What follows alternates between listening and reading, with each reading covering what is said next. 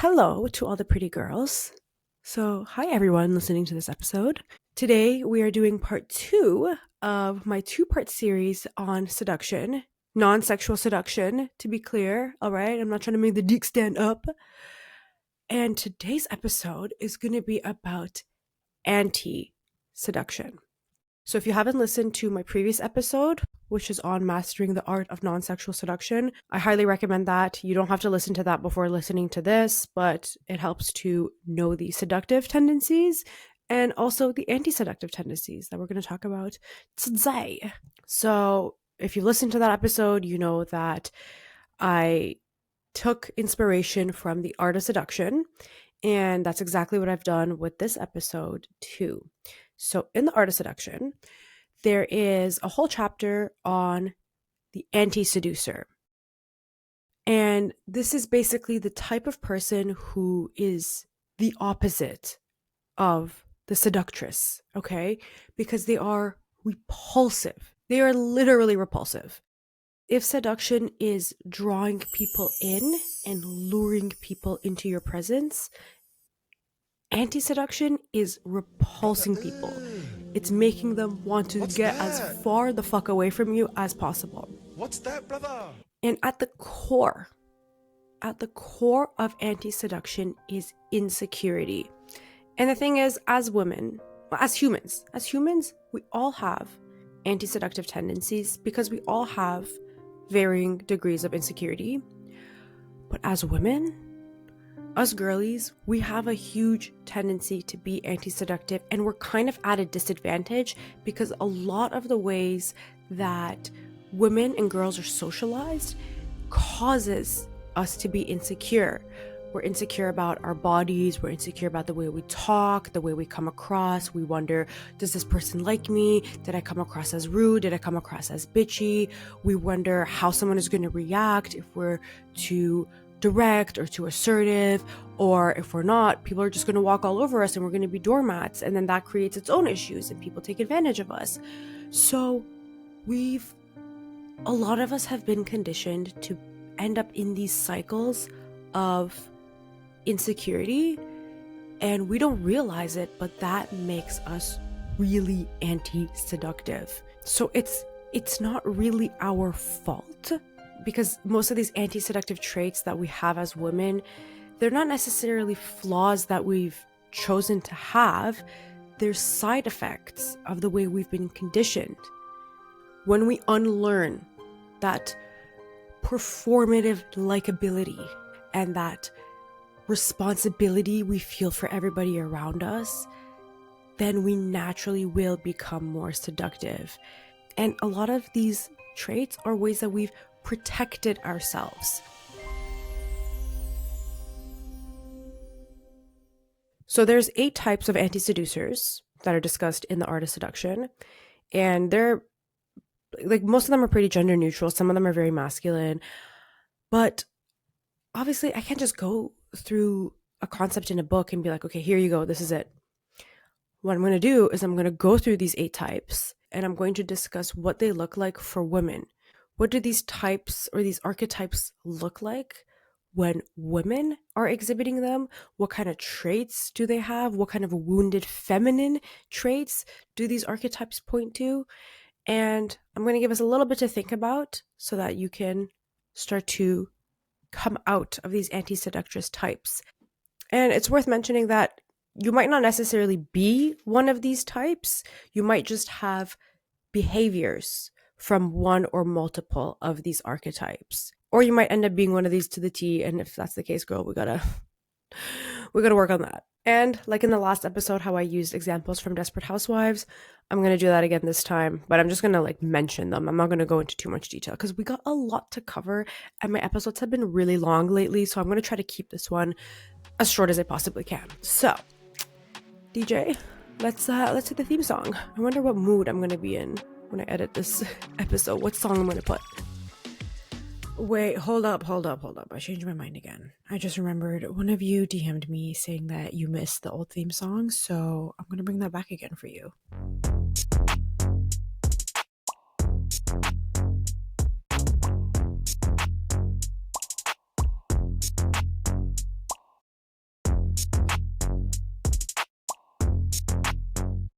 All right, first anti-seductress type is the brute. Now, if you read this in the Art of Seduction, you might think that this is just applicable to men. It's not. The brute is very impatient and egotistical. They really only care about their needs being satisfied first. They couldn't give a rat's ass, as my dad would say. They don't give a rat's ass about anyone else.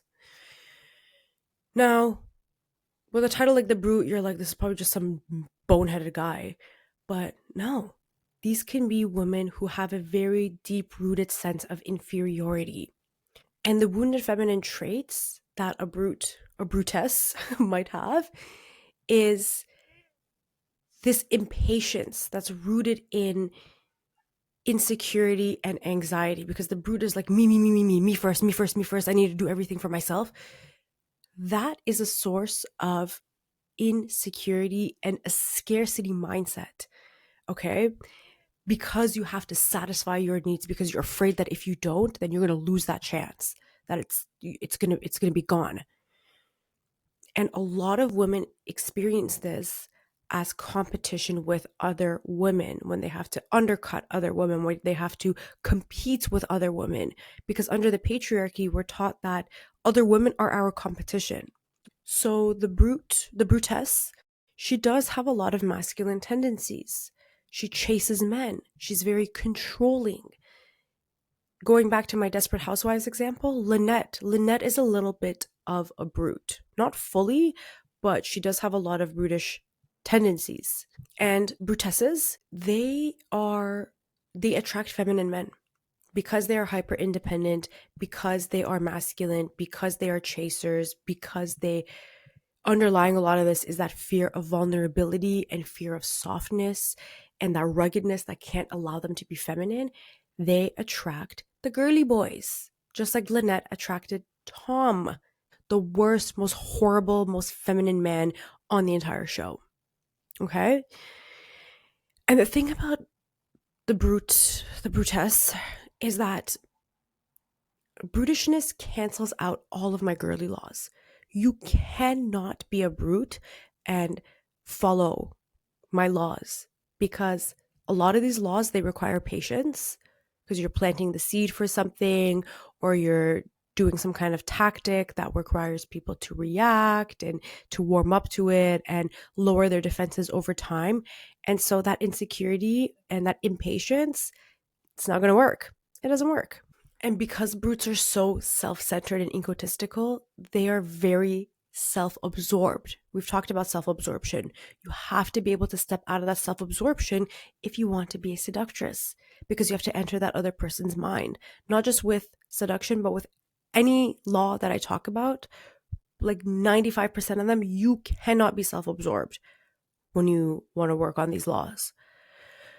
So if you're a brutess, or you have brutess-ish tendencies, ask yourself, what are you scared of? What are you perceiving as scarce? There's probably a lot for you to unpack from your childhood and your upbringing. And chances are you're probably not a very soft woman. You probably don't carry yourself in a very feminine way. You're probably a little bit abrasive, and that's okay. Like, this is not a place where we're judging. These are probably tendencies that you've developed to protect yourself. But I'm really glad that the brute was number 1 in the anti-seduction chapter, because it's really like the antithesis of the soft feminine woman who is able to seduce and manipulate. I brought this on myself. I tell Tom, I want you to be your own man. But the truth is, I don't. I want him to have what he wants if it's what I want. I'm a bitch with a capital C. The second type is the suffocator. This person is very clingy. They will literally suffocate you with their presence. And there's a subvariant to the suffocator, which is the doormat. Not in the conventional doormat sense that we think of when we talk about women who are doormats and let people walk all over them. This doormat is the type of person who's a yes man. And a suffocator might be in their wounded feminine, because they are very self-sacrificing. They're very overly available. They perform a lot of emotional labor. They cling on to their target and they just give way too much, way, way, way too much. And the thing about being a suffocator is that people will use you, but then they're going to get rid of you. People do not respect you. People have you around so that they can use you. And then when they've gotten their use out of you, they will discard you. And because suffocators have this very deep need for validation, because a lot of women are taught that their value is tied to being chosen, and how do you get chosen? By doing things and being emotionally available and performing things for other people. You are guided by this need of validation everywhere you go, in work, in life, in relationships, everywhere. As a suffocator, you think that by doing and giving, especially giving yourself, that people are going to want you. They're not going to want you. They're just going to want to use you. And this also manifests itself as a lot of anxious attachment types. These are also people who experience abandonment issues because you give because you think people are going to stay, and then they leave. But they didn't leave because there's something wrong with you. There isn't anything wrong with you. They left because they got their use out of you. And there is a male equivalent to the suffocator. I like to think of it as the love bomber. And the love bomber is the type of guy who just inundates you with messages and affection. But the thing with the love bomber is that he is goal oriented. These guys are pretending to be obsessed with you so that you can give them sex. Okay? Their end goal is to fuck. As a woman who's a clinger, who's a suffocator, you don't have an end goal. Your goal is just that process, that never ending process of being validated, which is never going to happen. So if you are a suffocator, you have to really understand that your worth is inherent, okay? There's nothing that you can do for other people that is going to make you worthy. You also have to understand that people don't respect somebody who does not respect themselves, because at the core of a suffocator is somebody who thinks that if somebody loves me, if somebody respects me, then I will love or I will respect myself. That is not true. That is a myth. That is a superstition. That is a fantasy that will never come true. So there's a lot of internal work you need to do to peel back all those layers and really get to the core of who you are and understand that you are valued, to get that validation from yourself. And Susan is a great example of a suffocator. She's not fully a suffocator, but she does have some suffocator tendencies because she always needs to be with a man. She can never be single. And she does give emotionally, she gives a lot to her partners. And that is rooted to her need for getting validation, because deep down, she's afraid of being alone. The next type is the moralizer. Now, y'all know by now that I do not have a good relationship with morality. I think it's a load of crap. So the moralizer is somebody who has these very fixed standards of how things should be and how you should act. And they want to change you because you don't adhere to that standard, and they have to change you. And they're also very critical and judgmental. They're just literally obsessed with this like moral high ground that they think they're on. And the moralizer is in her wounded feminine because they were taught that they were never good enough.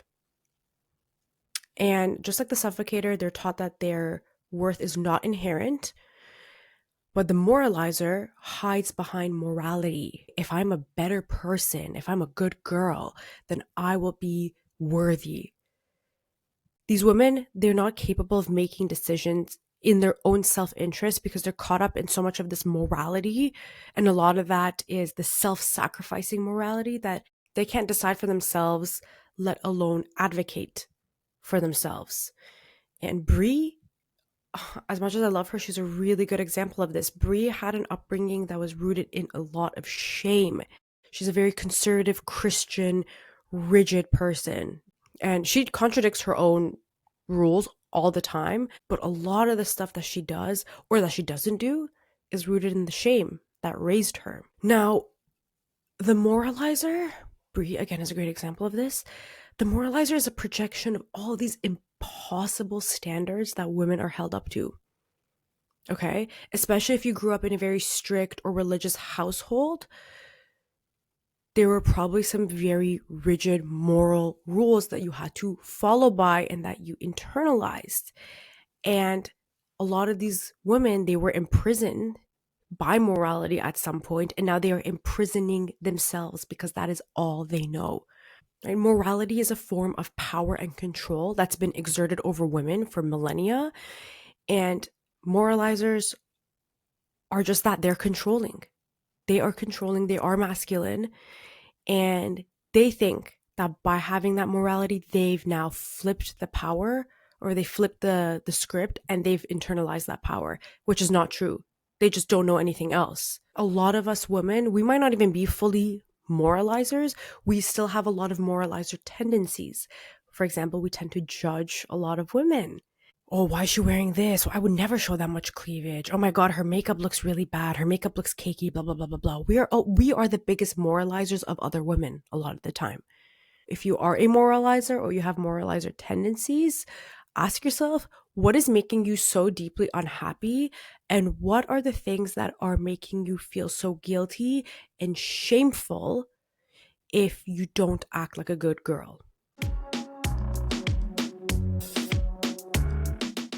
The next type of anti-seductress is the tightwad. I freaking love this name. So the tightwad is stingy. They are emotionally and materially stingy, and they're very constrictive and risk averse. Okay, they're just like a tight little booty hole. All right, that was Nika. That wasn't me. Anyway, in the book, Robert Greene says that the most anti-seductive quality of them all is stinginess. Now, I have to give a revision to this because I think that this is true for men. Because if you're a stingy man, like, what are you doing? And this is where the book lacks that nuance of femininity, because the tightwad for women, like, a woman is a tightwad not because she's materially or financially stingy, it's because she's emotionally stingy. And not necessarily emotionally stingy because she's not giving to other people. She might be expecting stinginess from other people. She might be stingy with herself. And the quintessential type of tightwad that I like to think about is the low maintenance girl. Because the low maintenance girl is stingy with herself and also expects stinginess from other people. Because if you're a low maintenance girl, then like it doesn't really cost much time or effort to look like shit. It's just kind of the default. And these tightwad girlies, they are in their wounded feminine because they have a fear. They have a fear of being a burden. They can't receive. So much of being a girly pop and being feminine is around receiving. And if you're tightwad, you can't do that. There's a lot of guilt around wanting, around receiving. There's a lot of withholding things, withholding your desires because you have this fear of being too much. And this is all a projection of us being told that we are too much or that we shouldn't be too much. But chances are a tightwad told us that. When you take those tightwad tendencies and shove them up someone's tightwad, okay? Because you are not too much. You're not too much. These are all brainwashing. These are all superstitions and garbage that we have been taught that we have to unlearn. Okay? And the thing about tightwads is that they attract tightwads. If I say the word tightwad one more time, I am going to jump out of this window. But they attract the same type of person. Because when you interact with a low maintenance girl, for example, you know she's not going to expect too much of you. And you know that you'll be able to get away with the bare minimum. So if you're a low maintenance girl, you're going to attract a guy who prides himself on low maintenance effort, which is no effort. In Desperate Housewives, Brie and Renee are tightwads, not in the stinginess sense of being low maintenance, because y'all have seen Renee. This girl is the most high maintenance person on the entire show. I freaking love her. They are more emotionally guarded. They have a hard time letting people in, and that's a defense mechanism. So if you are a tightwad, either emotionally or in terms of the stinginess that you give yourself and expect from other people, it might help to start being more indulgent with yourself. So start treating yourself the way that you deserve to be treated by, let's say, your boyfriend. Take yourself out. Go get your nails done. Go get your hair done. Go get your eyebrows done. Go spend some money and time, especially money, on yourself, because you need to be the first person who invests in yourself. People are not going to invest in something that looks like it's not worth investing in. So make the first move yourself. And you can take your tightwad tendencies and stick them up a tightwad. So you agreed to marry him just to be polite? Well, obviously there's a downside to having good manners. The next type of anti-seductress is the bumbler. These names, Robert, where are you getting these names? I love them. So the bumbler is somebody who is very self-conscious. They have this worrisome energy about them. And because they're so insecure, they're always looking inward and wondering, oh my God, when I said that, did I come across as stupid? Oh my God, do I look bad because I did blah, blah, blah? And they're always just like, they have this infectiously awkward vibe to them that rubs off on the people around them. And if you're a bumbler girly, you might be in your wounded feminine because you have low self-worth, you have a lot of self-doubt, and you have this fear of taking up space. Now, a lot of us might have these tendencies. We might not necessarily be a bumbler, but we might be bumbler adjacent, because the patriarchy thrives on women being insecure. Not just patriarchy, capitalism too, but I'm not talking about that right now. It thrives on women being insecure. And it has this infectious doubt, okay? It infects us with self-doubt that we really have to cure ourselves from. The cure is listening to my podcast, which you are all doing. So you're all, we're all in rehab right now, okay? This is patriarchy rehab, okay? But that's the thing. We're socialized as women to think that femininity means insecurity. It means being insecure by your body image. It means being humble as a way of being sexy. It means being self-deprecating as a way of being relatable. And all of these things make us very easily controllable, but they also make us repulsive and anti-seductive because people are attracted to confidence. I talked about this in law. I can't remember what number it is, but act like a winner before you even won. People are attracted to confidence and certainty. And if you are a bumbler, you can't really use my girly laws because you're too afraid of what other people think. Who gives a rat's ass about what other people think? Who the fuck cares? Most people don't like themselves. Who cares if they don't like you? And the thing is, the male gaze, it follows you everywhere in your own mind, because the male gaze of the patriarchy as a bumbler is now part of your mind. It follows you everywhere and you see yourself through the male gaze, like with your body image, for example, or with other things that you are so insecure about. It's because you're looking at yourself through the male gaze. Like Susan from Desperate Housewives, big bumbler. She has a lot of bumbler tendencies. And again, this comes from her fear of being alone because she always needs to have a man. But remember this, people don't respect a person who does not respect themselves. I talk about this in Law 9 too, act like a queen to be treated like one. So if you're a bumbler, I really recommend that you start deconstructing that male gaze that you have in your head and also start giving more value to what you think of yourself than what other people think.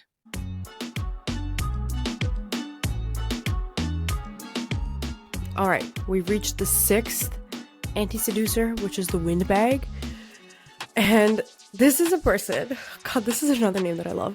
This is a person who loves to talk. They just talk. They're just a yapper. The windbag is a yapper. And not only do they yap, but they talk a lot about themselves. Like Gabby. Gabby talks a lot about herself. Honestly, relatable. And windbags are in their wounded feminine because they have this fear of not being heard. They have this fear of being overlooked because in the world we live in, a lot of women, they're seen, but they're not heard. We're seen, but we're not heard. And so they overshare. These women, they have a fear of silence and rejection. They see silence as rejection. If you listen to Law 16, I talk about that strategic silence. At least I think it's Law 16. You guys know by now. I can't remember the numbers. But a lot of us have this fear of silence because we mistake it for rejection. And so what do? We overshare. And when you're oversharing, you're actually giving that person a lot of information they can use to manipulate you, control you, and take advantage of you.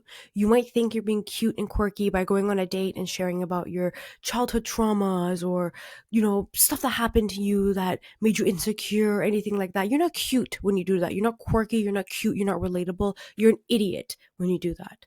You might as well go and tell your boss all the ways that you've stolen stationery from the office and you've lied on your timesheet and you've put fake appointments in your calendar so that you can go and get your nails done. That last one may have been something that I did a lot, but stop oversharing. Stop oversharing, okay? The windbag is also burdened by this fuck-ass morality around lying and withholding the truth. So they think that because it's wrong to not share any and everything, you have to open your mouth and give your entire dissertation of your life. But what you don't realize is that yapping is a form of emotional labor, especially when you're feeling silence that you saw as rejection, especially if you are trying to entertain people because you feel like the burden of them being happy and being entertained, for example, in a meeting or at a dinner or something, you think that burden falls on you. All of this is emotional labor. So if you are a windbag, I challenge you to shut the fuck up. Respectfully. Next time you're with somebody, fight the urge to overshare. And the oversharing is a symptom. The cause is a lot of these fears that I've been mentioning. So you're probably going to have to dig into that a little bit and ask yourself, what is it that you are afraid of? What is the rejection that you are afraid of? What's the worst that can happen?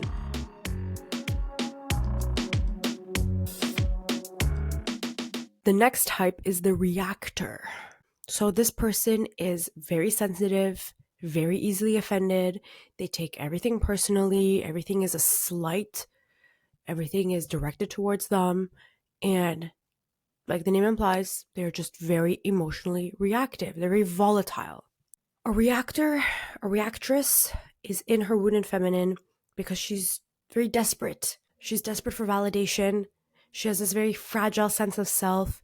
And she thinks that if other people like her, then she will like herself. My voice cracked there, I'm sorry. But that is a superstition that if other people like me, I'll like myself. That is a superstition. That is not true. All 8 billion people on this planet can like you. And if you don't like yourself, then you're never going to get the validation that you need. I'm sorry, you're not. And a reactor has probably never been taught emotional boundaries, and they think that everything is a result of their success or their failure. Somebody like Lynette is a very big reactor, and they're always doing and achieving, and they're very controlling, and that's because they get a lot of their worth from their successes and the things that they've achieved, because they don't get the validation from themselves. They don't have that inherent sense of worth. So everything is driven by this conditioning to be liked. And it's never being liked for yourself. It's being liked for what you do, for what you achieve, for what other people think of you. And that's why these people are so reactive, because they get so much of their worth from other people that if one person might even make a joke about them, they will just explode. Now, Lynette is not completely like this. Like, she's not that emotionally volatile, but you probably know somebody who is a big reactor. And if you don't, maybe it's you. You know, when they say every group chat has a smaller group chat on the side, and if you're not part of that smaller group chat, then it's about you. Might be about you, babes. But no, in all seriousness, and I'm starting to sound like a broken record, there's probably a lot of internal work that you need to do on getting to your worth, because your worth is there, like it's in there. You might have to peel back all these layers of that garbage conditioning that we've been taught so that you can get to that girl in there who is the colorful version of you, but she's there. We just have to meet her. All right, we just gotta get to her.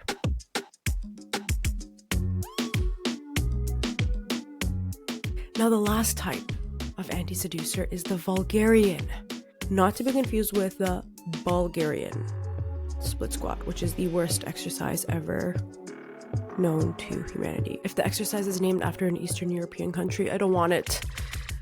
Like Romanian deadlifts, Bulgarian split squats, what are the other ones? I don't know. Anyway, the vulgarian is an attention seeker. They are impulsive. They just blab. They'll just blab about anything. They're not self-aware. These are people who are embarrassing to be around. Okay? They're vulgarians. What do you expect with a name like that? And these are often those women who are very chaotic. They're very hypersexual, or a pick-me. Pick-me's can be vulgarians. And these vulgar girlies are in their wounded feminine because they might have a fear of not being seen, or they're always overlooked. So they have to create this chaos or this giant spectacle wherever they go. And sadly, some vulgarians might also be victims of sexual harassment or abuse. And that hypersexuality could be a way of trying to regain control. And a lot of us are conditioned when we're growing up to think that visibility as a woman, whether it's through your beauty and your looks or through other attention that you might get, it's vanity and it's bad. Vulgarians, they're responding to a world that only rewards women when they are seen, consumed, or controlled. So she performs femininity and she performs as a spectacle rather than embodying what it means to be a self-loving feminine woman. Everything has to be a spectacle. Everything has to be chaotic. And in Desperate Housewives, Edie is a vulgarian, unfortunately, or she has a lot of vulgarian traits. And the thing is, a lot of the women on Wisteria Lane, they don't like her. They don't like her, especially initially. She's kind of painted as a villain in the show. And so you have to understand that anything that screams for attention is distasteful, and people will look at that with suspicion. And if they look at that, they're looking because they can't look away. They're not looking at it because they respect it or they want to see it. It's just because they're like, I cannot look away. And we see that with Edie. She's not very well respected by women or men. She has a reputation for herself. The reputation enters the room before she does. So if you're a vulgarian, it might be time to take a look at how you act in public or in a crowd or with friends versus how you act on your own or how you act with one person, and start to be more self-aware of what is causing those behaviors, because chances are you're probably a different person one-on-one than you are with a lot of people around you. And those are all symptoms of probably something that is a lot more deeply rooted.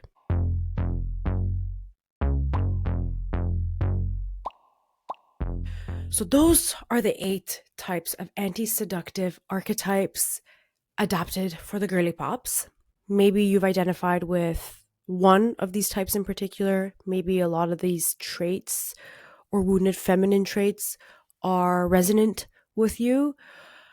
But remember this, the world preys off of your insecurity. And at the root of all 8 of these is insecurity. Insecurity in the way that we've been raised and conditioned and taught to think about ourselves and how we get value. And if you are still in doubt about your value, I want you to Go in front of the mirror, pull your pants down, and check. If you have a hoo-ha there, then you have value. So I'm going to end it off on that vulgar note. Actually, no, I'm going to end it off on this note. I'm going to say that underlying a lot of these traits is this butt crack morality and this way that we've been conditioned to think in absolutes and in dichotomies. Good versus bad, humble versus arrogant, modest versus vain. These are all false dichotomies that we're brainwashed to believe because there's one trait that's bad, like being arrogant, and then there's one trait that's good, being humble. So which one are we going to be?